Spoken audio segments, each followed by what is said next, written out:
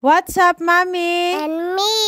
Ngayong araw, samahan nyo kami ni Bella sa aming A Day in My Life dito sa probinsya. Pagkapasok nga namin sa school, kinain na ni Bella yung baon niyang snack. Napaaga nga yata yung pasok namin. Kinain na niya yung snack niya para mamaya pagkapasok nila sa loob ay mag-uumpisa na si teacher magturo. Hindi na sila mag-i-snack sa loob. Kaya pala hindi pa sila napasok dahil meron pang first session sa loob. Kaya dito muna sila sa labas para maglaro at kumain na nga ng snack nila. Fast forward, natapos na nga yung klase ni Bella at kami umuwi na sa bahay. May binigay palang dal yung kaklase ni Bella sa kanya. Kaya excited siyang kunin ko na to sa toolbox. Pagkabigay ko sa kanya, dali-dali niya tong binuksan. Inistan ko muna yung motor ko para kahit sakyan ni Bella hindi matumba. Hawak ko nga pala yung group graduation picture nila. Tuwang-tuwa nga si Bella sa binigay sa kanya ng kanyang kaklase. Nakakatuwa nga dahil na-appreciate niya yung binigay sa kanyang dal. Pananghalian nga na naman sa mga oras na to. Nilabas ko na nga yung isdang pampano at lulutuin natin siya sa kinamatisan. Lagyan ko nga muna ng tubig dahil nagyayelo nga. Habang nakababad nga yung isda ay naghanda naman ako dito ng mga ricado. Nagbalat nga ako dito ng sibuyas, bawang at luya. Piniga ko nga yung bawang at hiniwa-hiwa ko naman yung luya. Naghiwa-hiwa na nga din ako dito ng kamatis. At ito nga yung magpapasarap sa isda natin. Nilinis ko na nga din yung isdang pampano. Hinugasan ko na rin to ng ilang ulit. Nagsalang na nga ako ng kawali.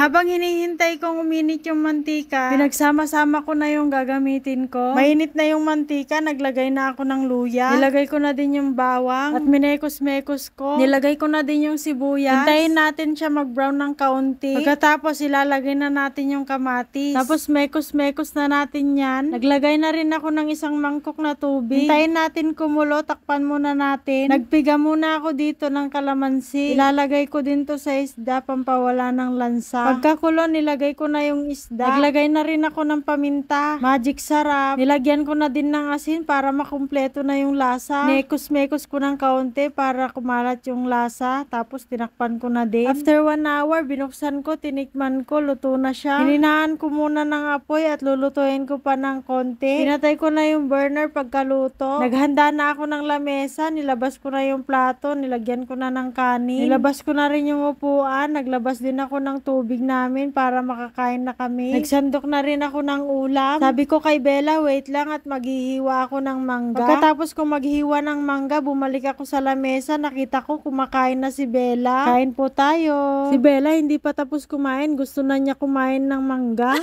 Tinabi na niya sa kanya yung isang hiwa ng mangga. Di na niya natiis na hindi kumain ng mangga kaya hindi niya inubos yung pagkain niya. Yung mangga na lang ang kinain niya. Pagkatapos ko kumain, nakadalawang hiwa na siya ng mangga. Humirit pa siya ng humirit hanggang 4 na yung naubos niyang hiwa. 2 buto na lang ng mangga yung natira. Kinain ko na yung isa, baka maubusan ako ni Bella. Humirit pa nga siya ng isa kaya naubos na yung mangga.